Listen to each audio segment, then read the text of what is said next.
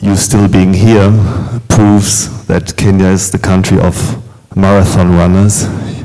You really did a marathon today, from 8 o'clock in the morning until 4:30, almost 5. This last session is the hardest session because it's the only session that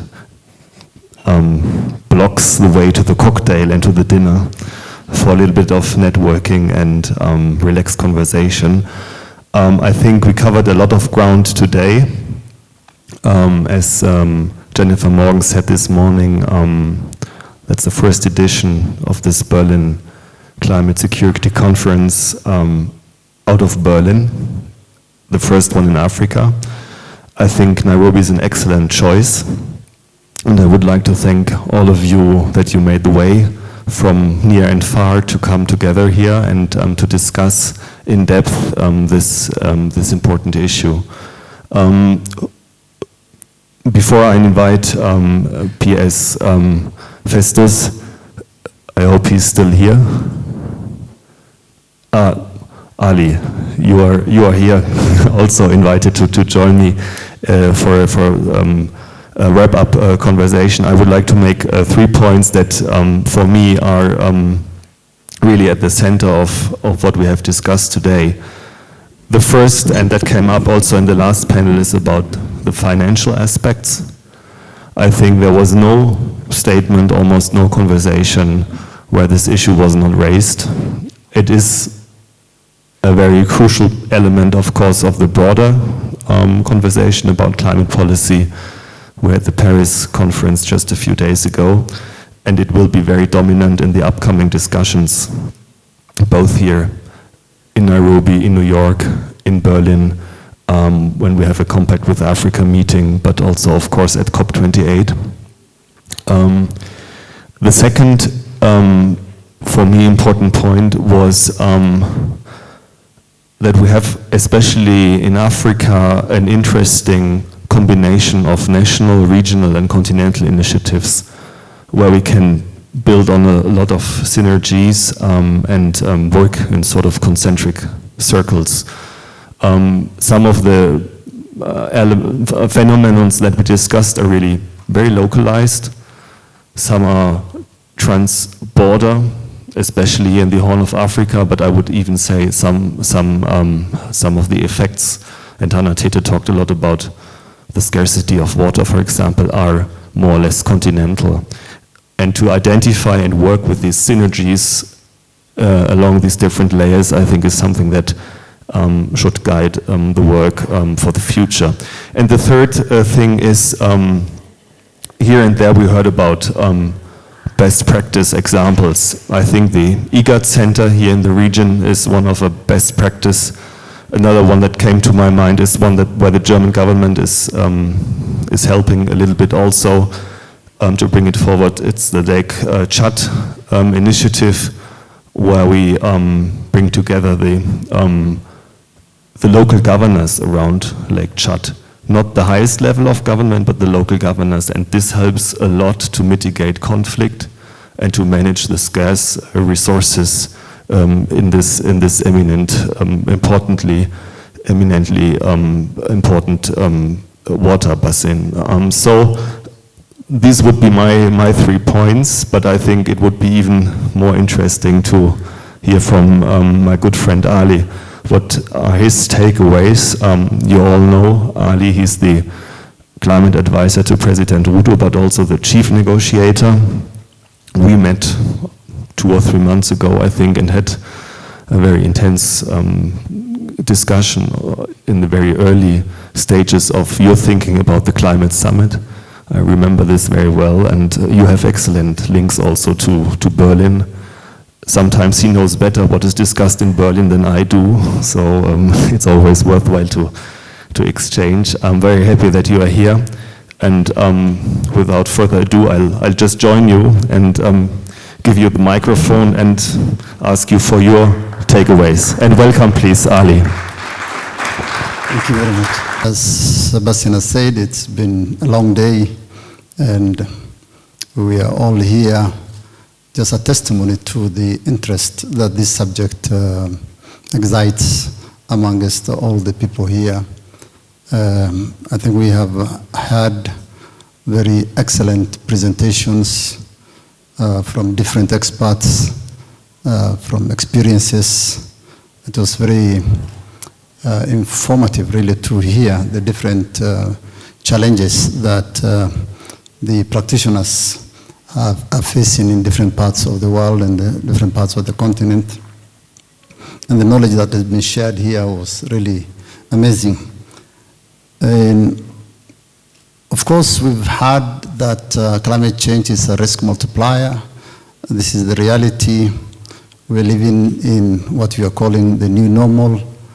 As we discuss climate and security and peace issues, we should always remind ourselves that there are many hundreds and thousands of people who are currently facing the real reality of conflict, forced displacement, and being pushed out because of actions and activities not on their own making, and they require solutions. The conflicts and the challenges that many of these communities are facing really, it's not because those communities hate each other. I had the interesting definition that someone said about when he asked some of the community leaders about what peace and security meant for them. So the Murules, I think it was the community in southern Sudan, they said, or was it the other group, they said extermination of that community was what peace entailed for them. And what security meant for him was additional guns. I don't think that's really the issue. Really the issue is the competition and the survival that each of the different communities are being pushed to because of the reality of climate change that is causing all these conflicts. Those communities have lived together generations and generations and don't hate each other. Here in Kenya, we have similar challenges between pastoral communities, farmers communities. For those who live in Kenya, you probably have seen some farmers, chopping animals, camels who are being chopped into, bleeding all over the place because of trespassing, if I can call it so, into some farmlands. And people killing each other, of course, several times. It's happening over and over again because of the spaces of those communities is getting narrower and narrower because of the challenges of climate, the climate situation. So it calls for global solution, global action. It calls for solidarity from all of us to respond to this reality that our communities and ourselves are experiencing on a daily basis. And so similar forums like this one, where we keep on discussing the realities that we are all facing as a global community, will hopefully bring the solutions to address the triggers of these conflicts, which is really climate threats and climate insecurity. With regard to, of course, whether or not we'll be able to have a common position on this, I think, as I said earlier in the morning, the head of state of Kenya, His Excellency President Ruto, is currently the chair of the Committee of African Heads of State and Government. He has convened a very important summit that we are going to host here in Nairobi, the Climate Action Summit, the first of its kind here in Nairobi. And we are going to push the various agendas that will put on the table solutions, African generated solutions to address the challenges that Africa and the world faces. And we will try to put together, common positions that will help us address these challenges. I'm not promising that we will be able to have a common position on climate and security, but no doubt we will have a common position on climate action because we've had this in every other year, and under the leadership of the committee of heads of state and government called CAHOS, we've always had a common position as Africa, and despite us, the diversity and the differences in the economies of the continent, we've always spoken with one voice at the conferences of parties, and this year will not be any different. We'll take that message to different forums, to the UN General Assembly, to the UNFCCC COPs later in the year, COP28, and hopefully we'll be able to have the subject of climate, peace, and security incorporated in the outcomes of COP28. As you probably are aware, things like oceans, water, and even the financial reform agenda have never been in the climate discourse. But because of push by different governments, for the first time in Glasgow, we had oceans as an agenda item, and was so in the decision text. Last year we had the issues of water in the decision text as well, and of course the financial reform, which has now become another big issue, was also incorporated in the outcome document from Sharm el-Sheikh. So there's no reason why climate, security, and peace cannot also become an agenda item and a decision in Dubai. And I think we should, all of us who are here, Berlin, Nairobi, should partner to take this as a subject that we want to push through the COP presidency and have a decision in Dubai that is going to promote the whole issue of climate, peace, security, and conflict as part of the discourse of the climate change. Mine is to once again thank the German government. As you heard, this is the first time that the Berlin Climate Security Conference is coming anywhere outside Germany, and we are so grateful that you brought it to Nairobi.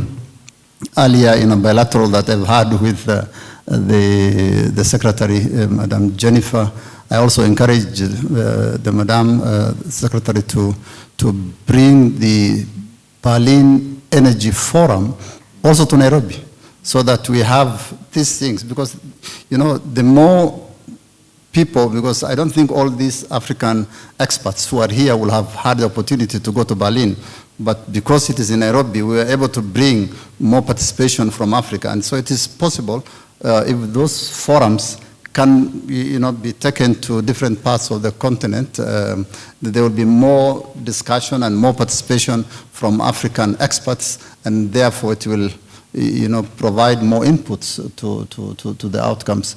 So once again, we really appreciate and thank the government of Germany and the Foreign Office and our own Ministry of Foreign Affairs and Diaspora for putting us together here, and we look forward. We welcome the outcome document that the PS has just circulated. I think it is very well thought out. Maybe we should make sure that we take it forward in the summit in Nairobi and then push it further ahead so that it doesn't end just here. So thank you very much once again, and great time, and let's look forward to the dinner tonight. Thank you very much. Thank you very much, Ali, for this wrap-up and for your thoughts on today, but also on the bigger picture, I think. If we recall how far we got with the discussion, I think it was also a German initiative in 2011 in the Security Council in New York, where we first tabled this subject in the Security Council against all odds. And still it is not a consensus position in New York.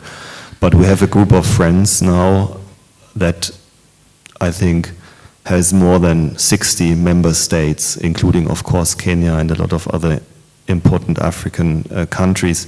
And that's also a very big push factor for this whole discussion on the macro level. But as you said, we need now to put it or to table it in the events that are ahead of us. The second point that you made, bringing the Berlin Energy Transition Dialogue to Nairobi or to Africa, is an excellent idea. And for me, it symbolizes also the depth and quality of the partnership, because it goes far beyond what we had the last 60 years, mainly in terms of development cooperation. It's now a political partnership along a common agenda of joint interests, because we have a shared interest in all these subjects. For example, we did also a conference on cyber in December, together with the Kenyan ICT Ministry and Foreign Ministry, very successful one that feeds into the process of the General Secretary in New York for his project about the common agenda and his big summit in 2024. And I'm very grateful to the Kenyan partners that we can do all these things together. So I would like to return the thanks that you just gave us to you, and especially to the team in the Foreign Ministry, to both Dr. Kimoli Sagala and Humphrey Ruto. And I would also like to thank all my colleagues in Berlin in the Foreign Ministry, the colleagues from Adelphi who helped a lot, and a special thanks also to Alexandra Steinkraus and Lilith Gerlach, who did a lot of work behind the curtain, but who made all this possible here. So thank you very much. Thank you also, all of you, for coming, for bearing with us. I hand over now to the Master of Ceremony, James, who has hopefully some good news for us. Thank you very much. Thank you very much. I'd like to thank you all for staying and embodying the spirit and figuring out that we need this common position on fighting these, the issues that we need to fight together. So we have come to the end.